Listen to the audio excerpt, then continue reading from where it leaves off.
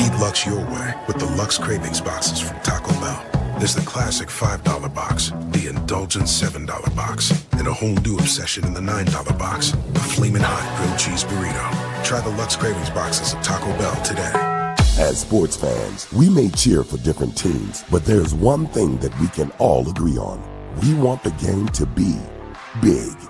And with 3 levels, 30 cabanas, a 143-foot screen, 6 clean pools, and endless cold drinks, it doesn't get any bigger or any better than Stadium Swim in Las Vegas. All sports, all seasons. It's more than a pool deck. Stadium Swim. It's the only thing like it in the world.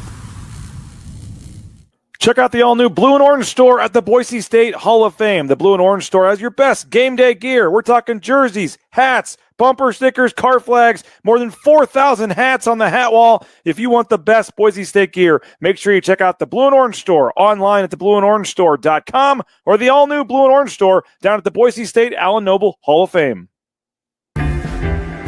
Sunny days call for Sun Cruiser Vodka Iced Tea. Made with real iced tea and real vodka. Refreshing and goes down smooth. Let the good times cruise with Sun Cruiser. How's your day going? Going good. Thank you. Yes.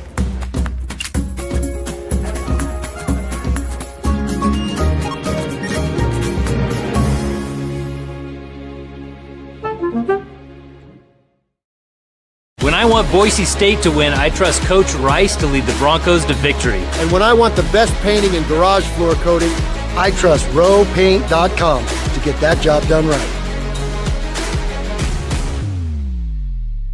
You could win one of 2 trips to see Banana Ball live. Purchase 2 Body Armor products, use Let's Go Rewards, and you're entered to win. Right now, Body Armor is buy one, get one for $1 with Let's Go Rewards. Start getting those entries in. Let's go. Around here, toughness isn't talked about. It's lived. Matt Wagner with the one-handed catch down. Early mornings, late nights. Dorian Bowen with 4. Work that doesn't make the highlight reel.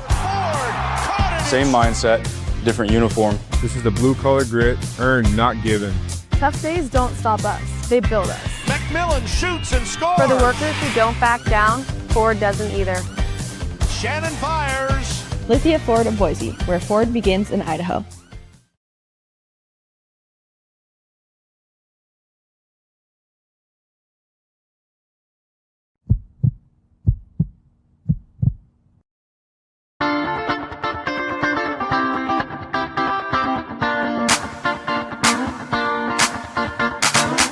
This is Bronco Nation News Live. The best interviews, the most informed opinions, the latest breaking news, all from the top Boise State insiders. Bronco Nation News Live is the only daily show that talks nothing but Boise State sports. And we do it with you. Give us your comments or questions in the ICCU YouTube chat. Or leave us a voicemail on the Signature Roofing voice inbox at speakpipe.com/BNN.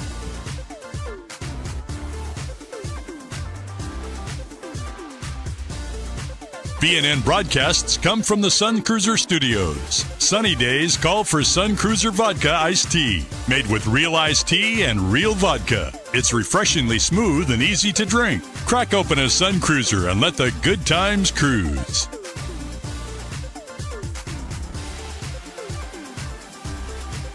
Bronco Nation News is presented by our title sponsor, Lithia Ford of Boise, and our major sponsors, Taco Bell, Idaho Central Credit Union, rowpaint.com, and the Blue and Orange store. At Lithia Ford of Boise, we're proud to stand with Boise State athletics. Through our NIL marketing partnerships, we're investing in the future of student athletes. Lithia Ford of Boise, here to get you there, wherever that may be. Lithia Ford of Boise, where Ford begins in Idaho.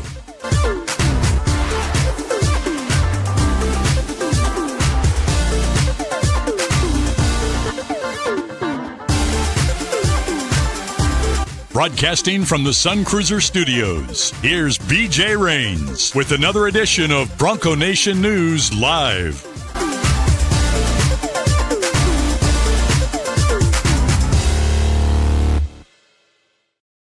What's up, Bronco Nation? Good morning. Happy Tuesday to you here at Bronco Nation News, BroncoNationNews.com. It is Tuesday, April 28th, 9:04 a.m. Mountain Time as we get rolling on a live edition of Bronco Nation News. We're in the Sun Cruiser Studios. Pick up a blueberry lemonade, strawberry lemonade, half and half, a peach iced tea, all the various options and flavors from our friends at Sun Cruiser. And, of course, our title sponsor, as always, Lithia Ford of Boise. Get out. See Jim Sturk, Jamie Drake, the whole crew out there at Lithia Ford. If you're looking for a new or pre-owned vehicle, Lithia Ford of Boise is the reason you're watching this show free of charge here on YouTube. So return the favor next time you are ready to go get that new or pre-owned vehicle. My name is BJ Rains, and we do this each and every weekday here at 9 a.m. We are done with football practice for the spring, so we should be pretty much on schedule for 9 a.m. Mountain Time, Monday through Friday, here for the rest of the summer. And we will have plenty of stuff. Everyone says, what do you cover in the summer? We have all kinds of summer countdown series and players to watch and questions facing the football team. And there's going to be schedule moves, all kinds of stuff happening. So there's going to be plenty of off-season coverage, and hope you continue to make your day at 9 a.m. with us part of your daily routine. If you can't watch it live, these shows do archive, as you know, on YouTube, on Facebook, and on Twitter. But make sure you give us a like, give us a subscription down at the bottom of the YouTube channel. If you can, we would appreciate that. It takes a couple of seconds there and helps us in the algorithms and all that. So if you can give us a like and subscribe to our channel, we'd appreciate that. If you could do that real quick and help us out here on Bronco Nation News. Jay Tust, Bronco Studios, going to join us here shortly. We're kind of taking this week to look back on spring ball and get all of our various co-hosts and guests' thoughts on the spring. Today we'll do it with Jay Tust. We're going to have Jeremiah Dickey on the show later this week as well. And then John Mallory and Mike Prater, and we'll kind of wrap up spring ball, and then next week start to look ahead to the offseason and some of the other questions facing the Broncos and various sports and things moving forward. But as I said, Jay Tut's going to join us today, and we'll continue to recap what we saw the last month in spring ball. We're monitoring the transfer portal on the basketball side. We'll see if any news pops up there throughout the show or throughout the day. So a lot of stuff going on here on Bronco Nation News. And don't forget, 50% off right now if you want to subscribe, BroncoNationNews.com. Chris Van Sickle is going to have a recruiting article going up this morning. Talk to another recruit who's interested in the Broncos, and you can see where the Broncos stand in his recruitment coming up here in a little bit. But all the analysis, all the recruiting, nobody, and I don't say this to brag, gloat, whatever, nobody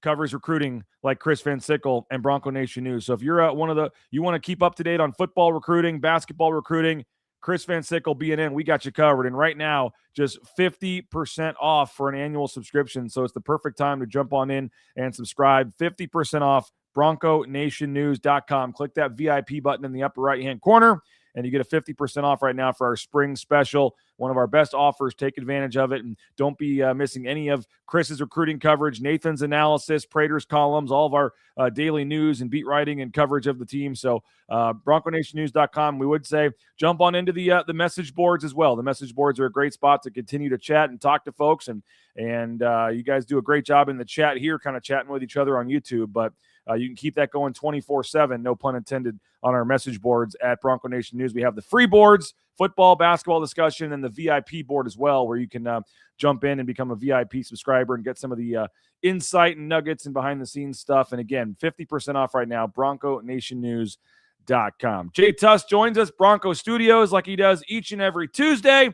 And Jay, wrapping up spring this week and then kind of looking ahead. I know it was a fun day at the spring game on Saturday. We're not going to talk about any Major League Baseball that happened over the weekend. We're talking fully football and spring ball and BSU basketball, and nothing else is allowed to be discussed on today's show. How are we doing? I'm going to start using ABS on some of your takes there, man, because it can completely change a game, BJ. So, well, I think you're referring to a home run that got changed or something, but I was watching 11-year-old baseball in Vegas all weekend and did not. Good for you. I think I saw one half inning. We were getting ready to go to one of the games, and it was on in the sports book, and I had 15 minutes, and I watched like the top of the second of like the Saturday game, I think. But I thankfully, I would have lost a lot of money if I was sitting around at home all weekend, and I would have lost. I would have been not very well with all my friends in our group chats and things. But I thankfully was busy. But congrats to your Mariners on the sweep. I think two of the games were pretty close and could have gone either way, but the Mariners get the sweep. Cardinals beat the Pirates last night, so our losing streak is over. But yeah, that was from the what I read about it later on, it looked like a rough one. Yeah, I'll take it though. We had a rough one yesterday in Minnesota, but hey, let's talk spring football and things that people on this show actually care about. So yes, yeah, no, I was just thankful the Vegas Utah game last night. I stayed up late to watch that, and there was like 20 seconds left in the first overtime, and I was fading, man.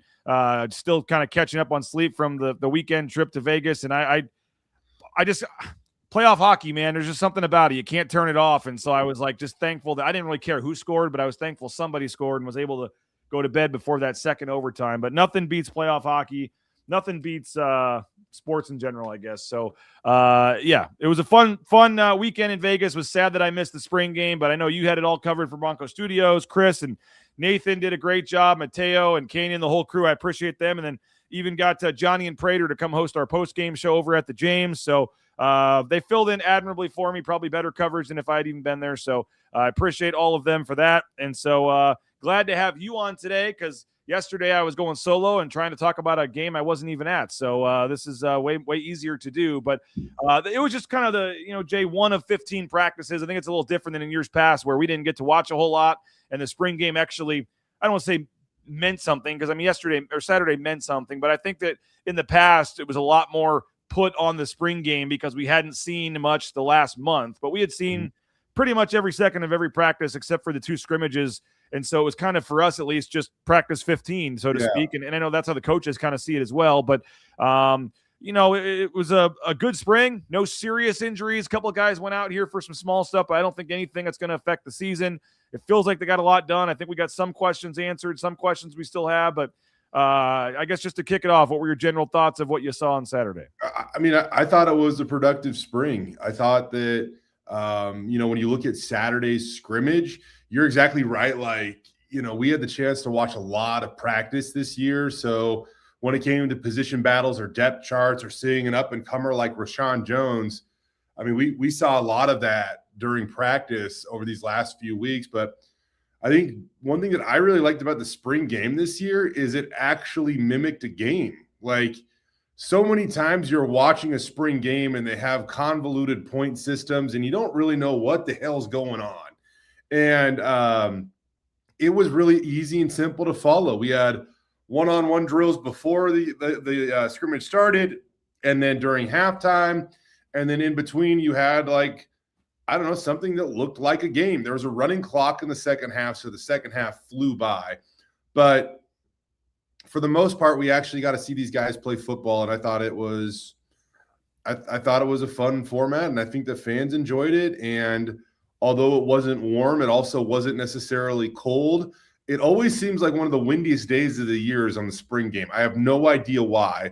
It was a little breezy, but not crazy windy. So overall, I thought it was a pretty enjoyable experience. And by the way, I'll add this too. You know what?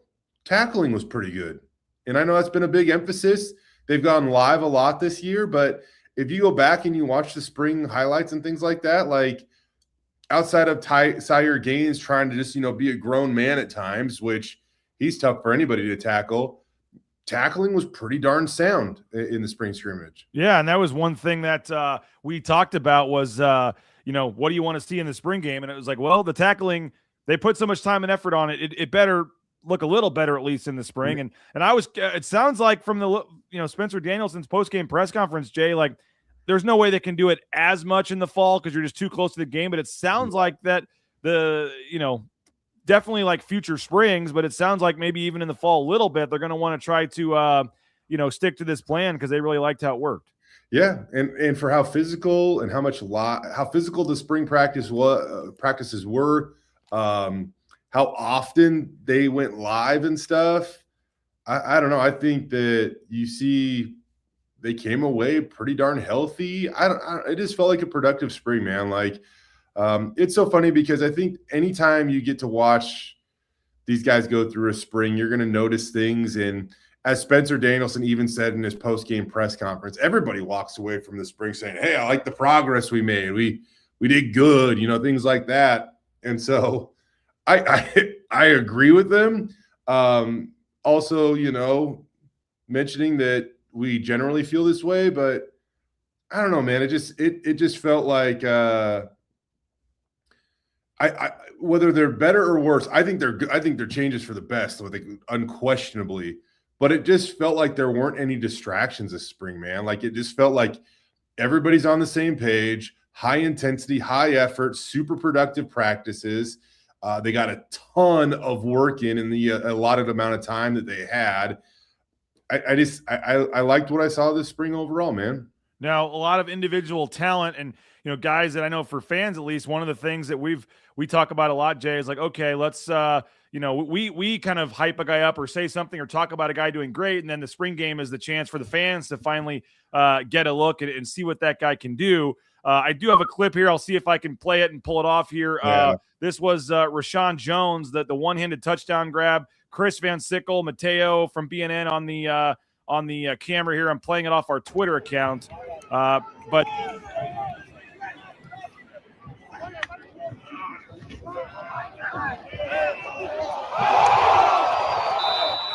I mean, he catches that thing, BJ, like half blind, one-armed.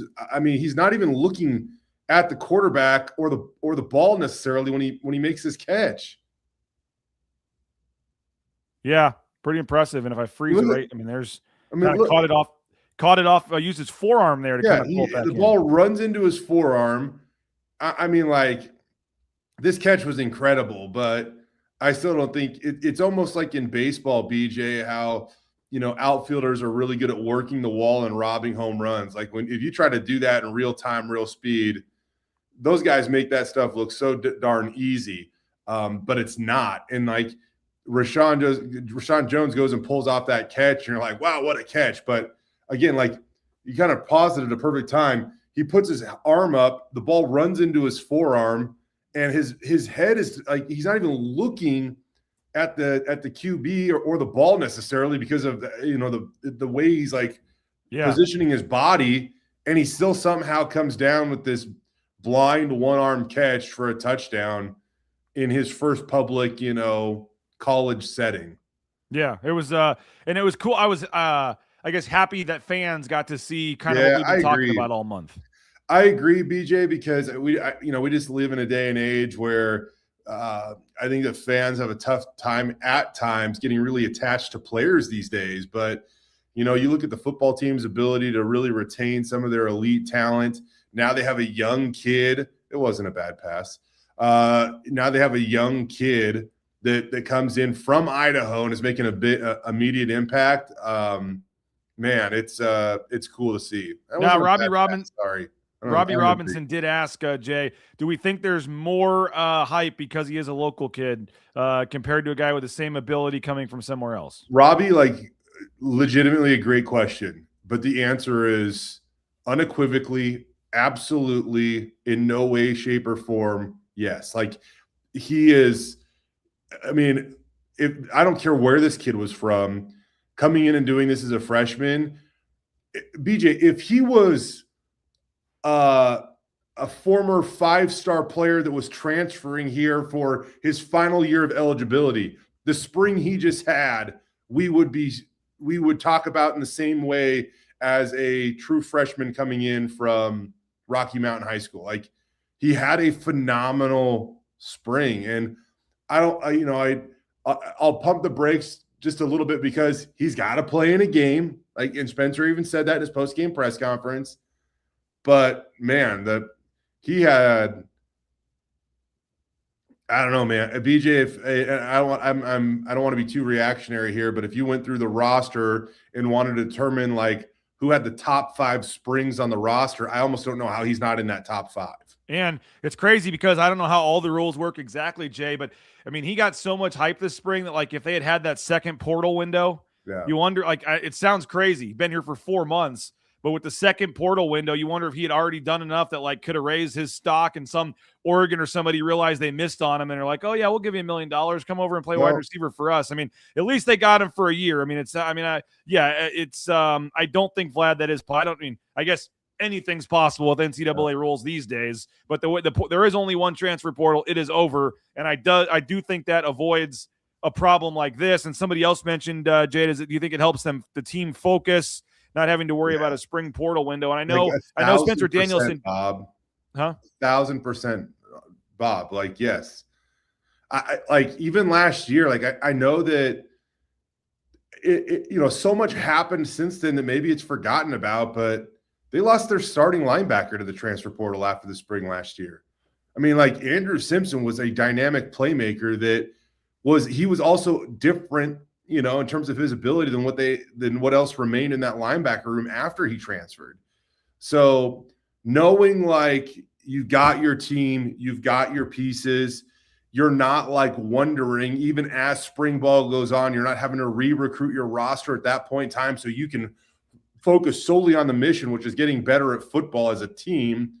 It is massive. And I think I asked Spencer about this recently, and he said it's one of the best decisions college football's made recently is, eliminating this late transfer portal window. Yeah, they got their guys, they know their team, they don't have to worry about any of the distractions during spring, and also the coaches can plan knowing they are going to have all these guys on the roster next season. So, I would have hoped that a guy like Rashawn Jones would at least stick it out 1 year, even if there was another portal window. But you never know in this day and age of college football how many people might have realized that they missed or something. But it's just nice not to have to live that chaos. Like, I think Rashawn, he's different. Like, he moved to Idaho for a reason. Like, this kid wanted to go to Boise State, and now you see him just balling out and emerging as one of the go-to offensive weapons in for this Boise State football team already. So Ship, the hot take, bigger freshman season than Gatlin Bear coming up.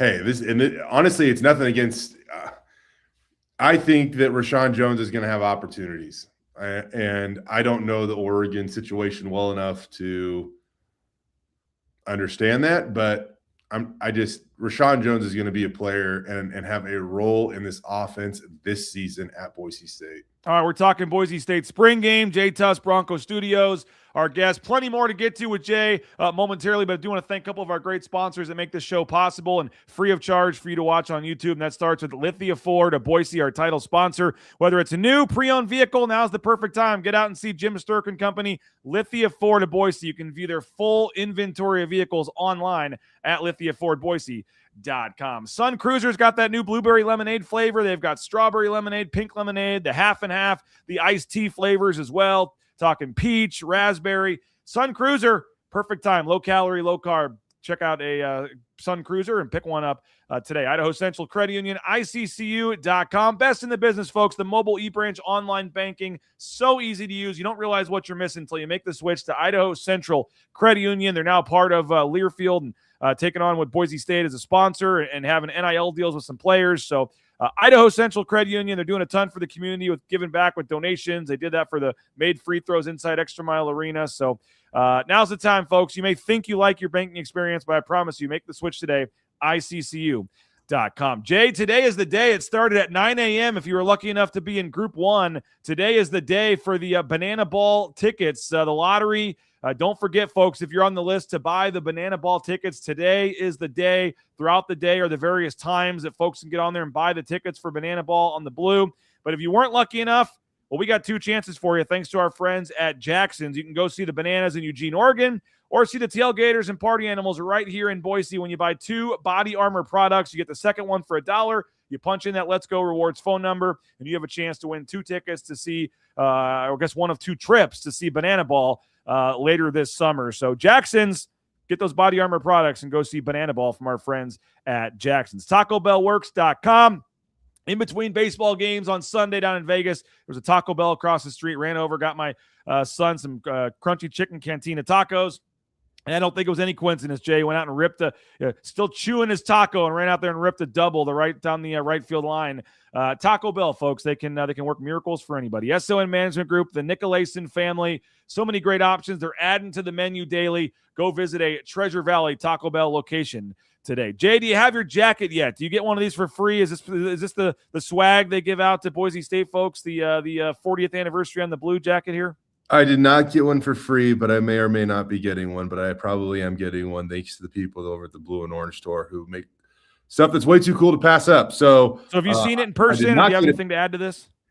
It's actually like even cooler in person. Down to like the buttons on the front of this coat, they have like little Bronco heads like in them. Like you can't really see them, but like once the light hits them, you see their like little Boise State logos. It's a sweet jacket, and I totally ordered one. Yes. Well, the Blue and Orange store online, they're going to have a lot of cool stuff, Jay, right, for the 40th anniversary of the Blue this year. I know they have some other collectibles and things out there. So 40th anniversary of the Blue, and you can start it off in a limited piece of Blue Turf history, the new jacket from the Blue and Orange store, again, online at theblueandorangestore.com. All right, Jay, what else stood out to you in a positive way? I want to get to any lingering questions or concerns, but what else was a positive? I've said it, and kind of it's becoming I'm saying it every show now, but I think the receivers, I think we feel a little better about than we did going into camp as a whole. I know we were talking about Jones, and then I would say the defensive backs. I know like Sherrod Smith was out, but a lot of newcomers and questions there. I think you feel a little better about that group as well. But any players or positions that stood out to you in a positive way when you're watching practice all spring? I'm right there with you when it comes to the receivers, man. And I really think you see, some of the new guys, especially like in Akeem Nitro, right? Like from practice 1 to practice 15, man, that's a guy that really got acclimated, transitioning up from the JUCO level to the Division I level. And you really started to see him make some plays, as spring practice progressed. And it was funny talking to Maddox. Were you there for practice 14, bud? Or Thursday? Not Thursday, Friday one, but Thursday one. And he brought up that practice, man. Some of the receivers, look out.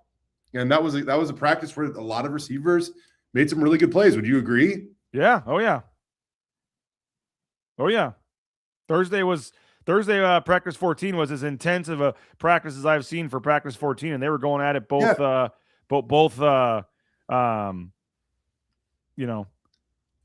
both sides of the ball, two fields again, all kinds of stuff. I think it was like in the one-on-ones, Darren Morris had he mossed somebody in the end zone, and then coming back the other way, Akeem Nitro Wright made a couple of really nice catches to extend a drive and ended up scoring a touchdown. Rashawn Jones scored another touchdown. What excites me about that group, though, is they made plays, and I think that they've needed to find playmakers at that position specifically. And I like what they have in that room. Your boy Harry Stewart III, I think that he really got better as spring ball went along. And now you look at the competition and depth in that running back room, and I think that the stable is pretty well stocked. And we didn't really get to see a lot of the Pittsburgh kid this spring, for that matter. So I'm excited to see what he can do by the time fall camp rolls around. I pleasantly, I don't want to say pleasantly surprised, but I think that Tyler Etheridge, the D2 left tackle that's now transferring up to Boise State, I think that he had a very solid spring. I'd love to see a little bit more out of the offensive line, but I think that's like the only take coming away with that, because they were kind of they had pieces rotating throughout the spring. Roger Carrion wasn't in there. They need to get healthy. That unit's going to look a lot different by the time fall camp rolls around. But I'm optimistic about that group. I loved what I saw out of Stuart Taufa, like their new center, it looks like, and he plays with an edge and has a tenacity about him. So, I think that, I don't know. I mean, I'm pretty happy with where they're at on the offensive side of the ball. Matt Wagner, I feel like, is going to have a huge year. I think that, as we talk about replacing a guy like Matt Lauder, I think that Matt Wagner, overall talent-wise, is, I have no reservations about him, filling in and being a great replacement, quote unquote, for Matt Lauder. But now who's the guy behind, even who can be Matt Wagner from last year? That's the guy that has to make the jump. And Austin Terry had a nice catch in the spring game. I think he can do it. They have some young guys at that position they have to continue to bring along and develop. But I don't know. I guess that's probably how I would just kind of assess the offensive side of the ball. I think that Sire's going to have his best year yet. I think that Dylan is I think Dylan's going to have a monster year as well. I think that running back room is going to be pretty darn good once again. Yeah, no doubt about it. And I do think somebody mentioned on here, Nitro Wright going to be a game changer. Don't care what level it is, 29 touchdowns. He got off to a little bit of a slow start, I thought, in spring, but we heard some good things about him kind of picking up the offense as he went along. But you're talking, Wright, you're talking Morris, you're talking Jones. I mean, you're talking 3 guys that were not on this team last year, Jay, that could be significant pieces of that group. Absolutely. And I think that they'll get some consistency out of those guys as well. And I think that Quentin Brown is going to have a chance to make a big jump this next year. Cam Bates, same deal. Like, they really like him as a leader. And he was actually one of the, 8 team captains that they identified for the spring game, where 4 led the blue team, the other 4 led the orange team. What's going on at Cumonte Williams, he has some real size in that receiver room. I mean, he might be the most unique player in the receiver room just because he's so darn big compared to, some of the other guys. But they have versatility, they have skill, they have potential. I'm excited to see that group on game day. And how many times, going to Notre Dame and things like that, we often talk about separation, and it just seemed like they struggled at times to create separation. And then I think because of that, there are times where Maddox probably had, he was probably a little apprehensive at trying to force a ball downfield or give him a shot. And he even said in his post-game press conference, that's something that he feels like he wants to do and can do with this receiver group. So, we get to just go and speculate for the next 3 months, BJ, but it'll be fun to see this team back on the field in August, and then even funner once we finally get to have this thing roll around. We'll be in Eugene on September 5th, and you get to see what this looks like in an absolute hurry, taking on the Ducks. I want to get to some concerns or questions we still have, Jay, going into the summer and I guess the fall here in a second, because there were some, it's not all 100% peachy here. But Matt Bauscher Real Estate, #1 ranked realtor in the Treasure Valley is Matt Bauscher. Bauscher Real Estate, online, BauscherRealEstate.com. If you're looking to buy or sell a home, Matt and his team are ready to help you out. BauscherRealEstate.com. Signature Roofing. I hooked up our man Bob Berry with Signature Roofing. I got a roof with them and said the process was great. They came out and the roof was done like a week later. Signature Roofing, covering our community one roof at a time. You can leave us a voicemail, speakpipe.com/BNN on the Signature Roofing voice inbox. But all your roofing needs, whether it's a completely new roof, whether it's a repair to your roof, they'll give a free estimate. They can do inspections as well. Signature Roofing online, mysignatureroofing.com. Hey, if you need a fence, Element Fencing, whether it's decks, pergolas, cedar, wrought iron, vinyl, they can literally do it all, folks. Brady and his company, staff, 25 plus years in the fencing business. They're ready to help you build that perfect fencing project from the ground up. Let Element Fencing help you out, and whether it's a repair to a fence, a new fence, they're ready. It's 631-2790. They're sponsoring our defensive player of the game. Element Fencing. Online, elementfencing.com. Ridley's Family Markets, shop ridleys.com. 13 locations in the state of Idaho. Love that Kuna location. They've got the McCall location, which is a good one as well. Star, all across the Treasure Valley, Magic Valley. If you're looking for kind of that hometown feel, that friendly atmosphere when you walk into a grocery store, someone, folks that support and are part of the local community here, that's Ridley's, folks. Think local. Think Ridley's Family Markets. And again, you can get those Sun Cruisers right there at Ridley's Family Markets. And if you have a painting project, hooked somebody up yesterday with Andy Rowe, needs some interior painting, or I guess it was a siding. You need to get the siding done. So rowepaint.com.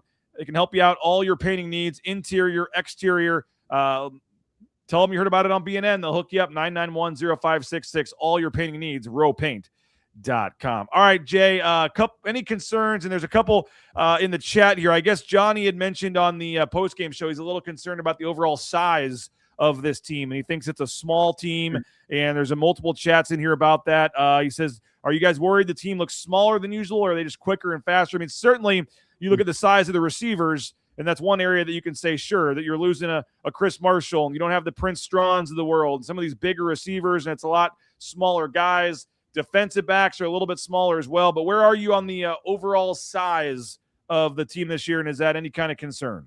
Man, I'd really have to try to dive into the roster a little bit more here.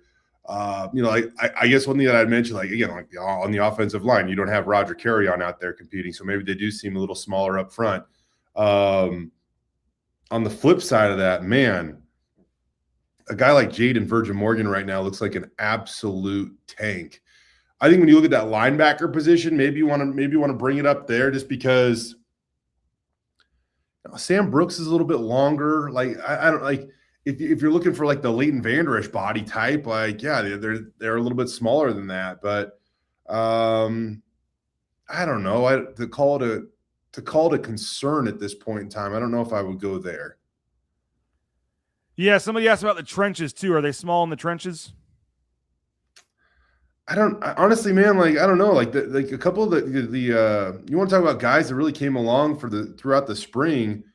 I'm actually pretty optimistic about what they got going on that interior, dude. Like they lost quite a bit, but I think the kid they brought in from Central, he had a really nice spring, and they brought in another JUCO D tackle too that really got better as the season went along, and I think that those are the type of guys too where, you ever been to a JUCO weight room, BJ?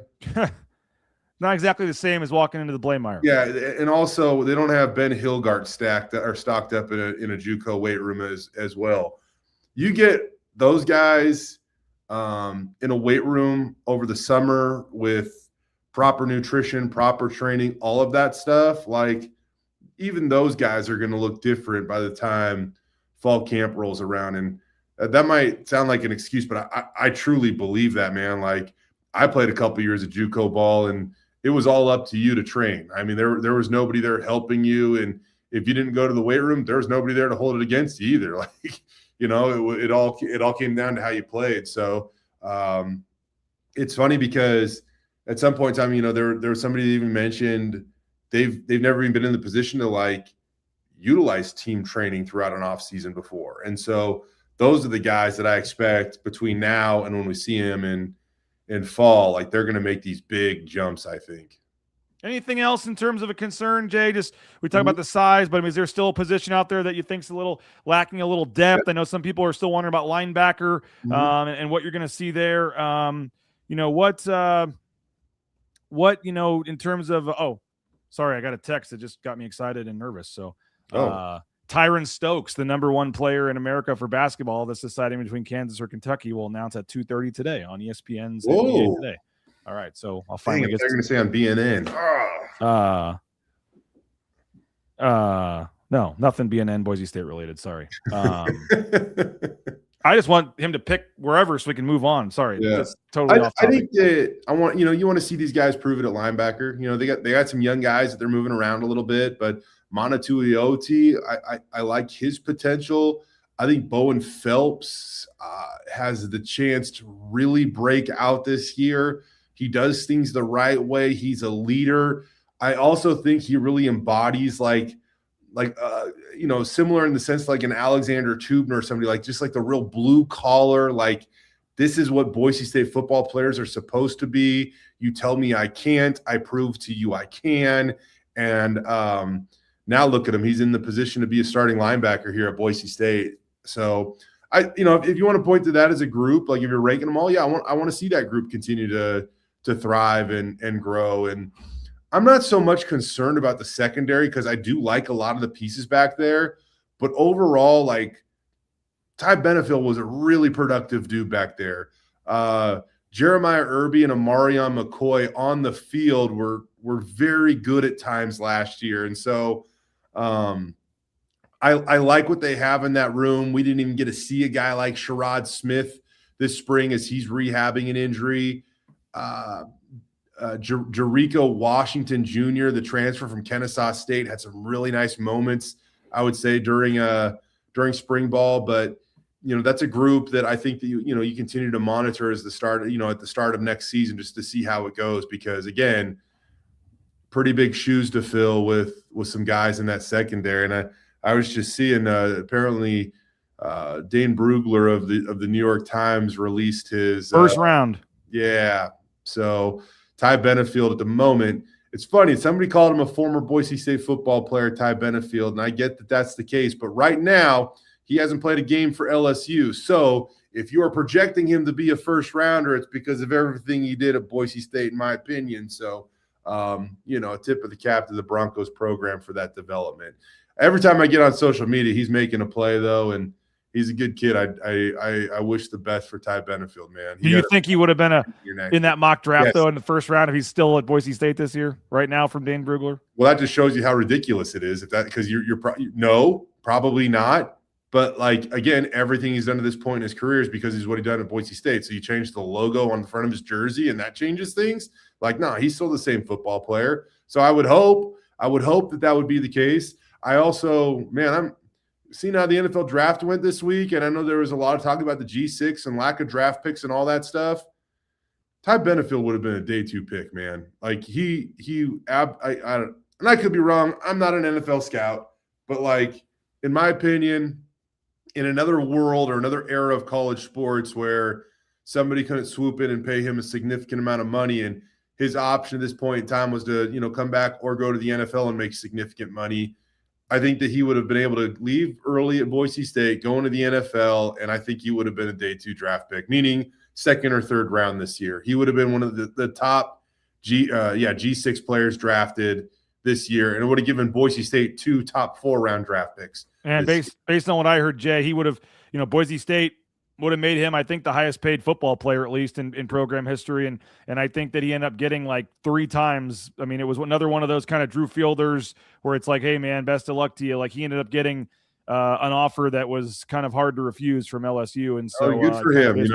I just want to point out, though, if you are projecting him to be a first round pick, man, every stat that he's accomplished so far in his college football career was in the blue and orange. So, that shows you what you can still do at Boise State, in my opinion. All right. So what's next, Jay, in terms of, they're finishing up school here in the next couple of weeks. This is a later spring ball than usual. So in terms of getting things going with the summer workouts, it's a condensed the rules have offseason. changed. You can do a lot more than you used to do in terms of walkthroughs and things like that. But obviously they'll get a little bit of a break and then start the summer conditioning and things. But the next time they'll be as a full team, together on a practice field in pads or whatever, will certainly be for the first practice of fall camp. Yeah, it's a condensed offseason, man.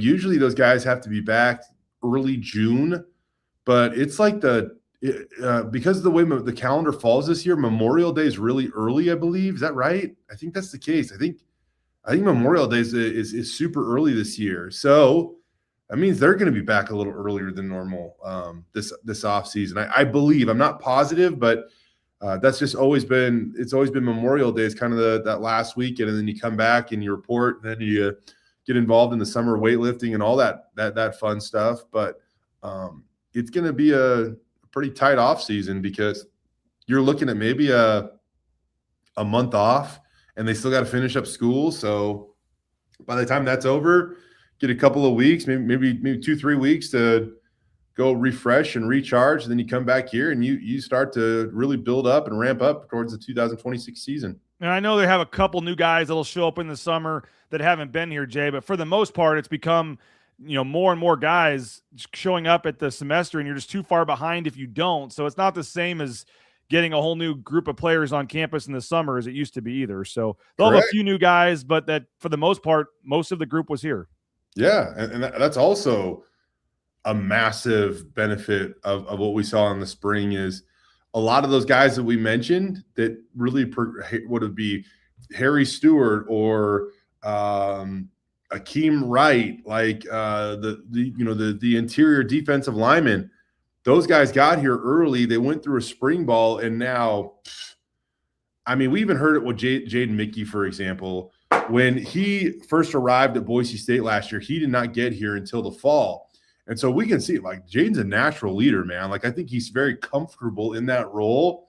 But as the new guy with the season looming a month or so away, you really got to earn your voice. And Ganter too, right? Was Ganter here in the spring either? Man, you're probably right. And so to try to find your voice and stuff like that in that amount of time, you're trying to figure out the playbook, man. And now with those guys here, and again, I'll use Mickey as an example. Man, what a fantastic leader throughout the spring, and he's found his voice. People, he's earned it too, for that matter, and they're ready to follow him. And so, getting guys here early, not having the spring portal, everybody in college football is operating under these rules, BJ. But I like, what you will potentially result and benefit out of those rules if you're Boise State. One quick basketball thought from you, Jay, before we let you go. Got a comment in the chat here. I know it's hard to count Buchanan because he doesn't have the year of eligibility. It doesn't sound like he's going to get it, but he did commit to West Virginia. Technically 4 right now players from last year's team committing to Power 4 schools for next season. 3 for sure that are going to play, with RJ Keene going to NC State. And you also had Meadow to Oregon. You had Drew Fielder to Alabama. What do we make of last year's team, I guess, and what do we make of how that went down with I think we all knew there was individual talent. Maybe it all didn't click. I don't know what your thoughts are. I know you're in that BSU polo there, so you got to be careful what you say at times. But I mean, I think it proves it. It validates everything we've said about that team. Like, there was a lot of talent on that team, but at the end of the day, like, they didn't meet the expectations of probably the roster the talent on the roster, let alone, what Leon has built at Boise State over the last 16 years. I mean, it shows that there was talent on that team, but man, that the ingredients just, for one reason or the other, they just weren't quite right. And, you've seen Leon and his staff go to work this offseason, and I think that, they've the character that they've really tried to attack is noticeable. One thing I will say, and I saw, you kind of see whenever there's a lack of movement, or a perceived lack of movement for that matter, you might feel some panic or see it on social media. Well, I do want to point out, BJ, how many significant commitments in all of college basketball have you really seen ever since that news broke late last week about this 5-for-5 eligibility status, where they're also waiting to see if it will apply, basically be grandfathered into this current outgoing group of seniors? How much did you see this since late last week? Not a lot. There hasn't been much movement. Yeah, they're all waiting. Yeah, everybody's kind of waiting, and I'm not. And here's the deal: it doesn't mean that people are waiting to address their issues or needs. It just means that they need to acquire more information before they figure out how they're going to attack this thing. I mean, everybody's operating on a budget, BJ. If you got guys coming back all of a sudden that you didn't know about, there's a lot of stuff that can change here, man. And so I would just say, just because there hasn't been a lot of movement these last couple of days, I just think there's so much imbalance right now that everybody's got to figure out that's pretty. There's some continuity there across all of college basketball when it comes to stuff like that. Yeah, no, and they got 2 spots left. Tim Duryea told us last week on the show they're looking for another big and another guard. So, still work in progress on the roster. Yeah, it is, and they'll get it figured out. I just want your take real quick, BJ, because Charlie Baker, and the president of the NCAA, he's now really actively pushing the 5-for-5 through. And just yesterday, it sounds like if your eligibility was exhausted this year, you will not benefit from a 5th year of eligibility next year, right? And what are your thoughts on that? What's your take? You're going to have a ton of lawsuits. People are going to go, why all of a sudden, just because I played 1 year later, is the rule different? I mean, that's what's going on with all the NIL stuff, because the rule wasn't in place and I couldn't make money at JUCO or couldn't do this. Why is that fair now? Why am I losing out? So a year later, there's going to be hundreds of seniors that, and I don't know if they're going to eventually give some waiver to all them or just stick to their guns. I like the 5-and-5 if it's going to eliminate a lot of these 8-year players and waivers and all. I mean, some of this stuff's ridiculous. Just 5-and-5. It is what it is. If you get hurt for 2 of those years, sorry. You get 5 to play 5, and maybe there's some unusual circumstances that lead to an occasional waiver or whatever. But these guys going for 6, 7, 8 years. I know COVID had something to do with that, but just make it more uniform. I get it, but I do feel for the guys that are just finishing up, and all of a sudden next year guys are going to get 2 years, and you're a senior right now going, I get 2 years instead of one. Sweet. I felt bad for Tyson Dagenhart. Yep. Oh yeah. And then that's, and that for me, like, is a little different because it was 2 years ago. But I mean, at least for the guys that are just finishing up right now, if they're going to prove in 2 weeks that they have another year and this guy's still on campus taking finals or whatever, like, why is he not able to get that? So I kind of like it, I guess, because it would have made it a complete S show to have thousands of players now available again back in the mix. And that might good old S show. It's 9:49. I'm not sure how far I want to go with it, but I just I don't know. I like it. I think it's going to be nice. But I do feel a little bit for the guys that they're not going to grandfather it in. I think it's probably the right move not to, but I think you're going to get a lot of lawsuits. And at least for now, though, you're talking about some of these guys that, this does not affect the Damari Wheeler-Thomases of the world. He redshirted already. This is his 5th year. But some of these other guys, the JUCO and Standback, and some of these guys are all getting an extra year. And so, it'll be. You're looking at a Standback guy that, he's got at least 3 more years of eligibility because he redshirted. Well, played. All of a sudden, Oregon just got Andrew Meadow for 2 years, and Drew Fielder now has 2 years. Like some of those kind of stuff. Yep.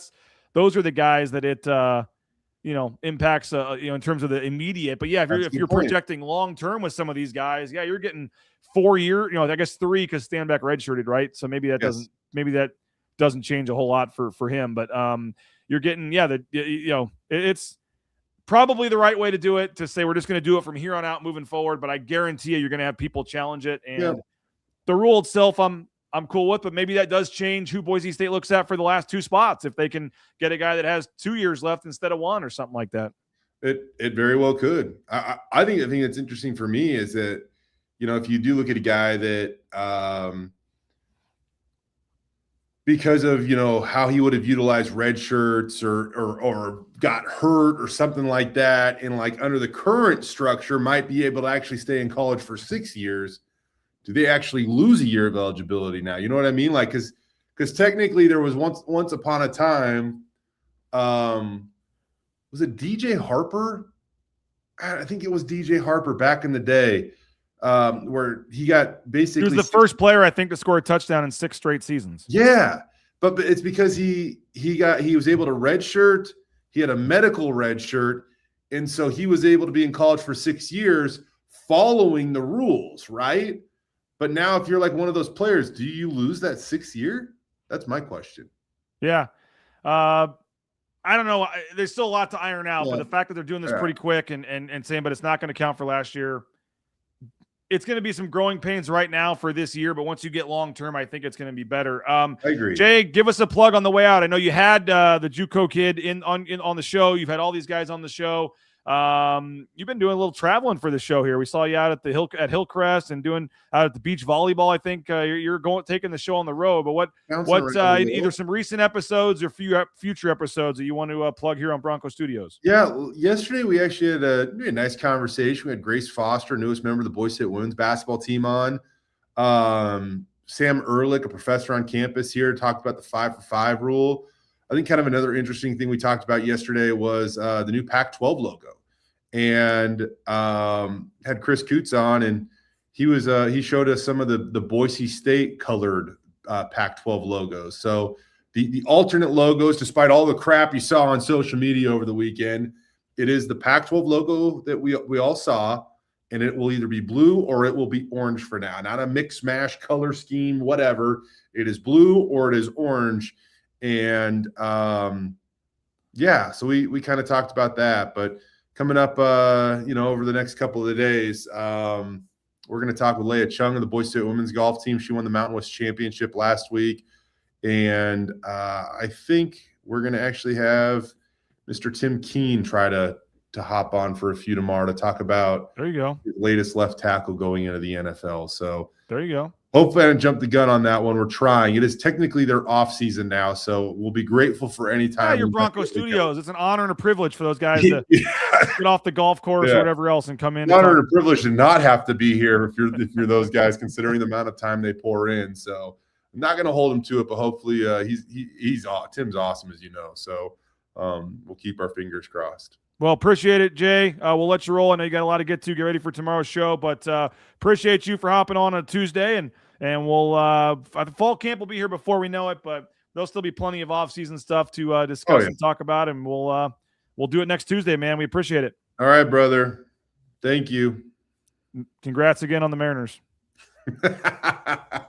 You owe me my next beer. There you go. Deal. All right. We appreciate Jay Tust for jumping on. By the way, tomorrow we're going to have an assistant athletic director for marketing on. They are redoing the entire student section at Boise State for men's basketball. I know there's been some stuff that's come out with the some the new section 12 they're doing and some of that kind of stuff, but they are redoing the student section in a big way for basketball to really try to change that and get fans interested and invested in they're really focused on improving the student section for next year's basketball season. And we're going to have some of the details on that. One of the assistant athletic directors for marketing is going to pop on the show tomorrow to talk about that. And then Jeremiah Dickey's going to join us on Thursday. We got Johnny Ballgame. We got Mike Prater. A lot to get to. Sun Cruiser Studios, blueberry lemonade, all the great flavors. Make sure you pick up a Sun Cruiser today. And, of course, our title sponsor, Lithia Ford of Boise, Jim Sturk and Company. Go out and see them. A lot of great deals right now, new or pre-owned vehicles.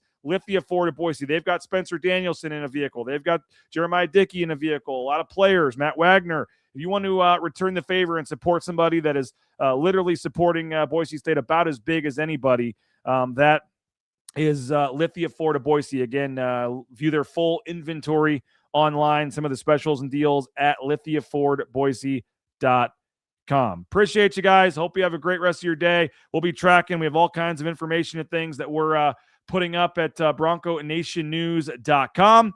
And you can subscribe, again, $50. It's like 50, something like that. 50% off. It comes down to pretty close to $50 for a full year at BNN. So that's recruiting coverage. That's all kinds of great stuff. Go subscribe, BroncoNationNews.com, part of the 24/7 sports family, football, recruiting, basketball, analysis, Prater, Nathan, Chris, the whole team. Nobody covers Boise State better than Bronco Nation News, and we hope you'll support our efforts, traveling to all the football, basketball games, media days, the effort, financially and the commitment that we put in to cover this team, a daily podcast here. Hopefully you guys will return the favor and find, a little extra change this month and subscribe during our 50% off special, BroncoNationNews.com. We appreciate you guys that already have. We hope others of you will.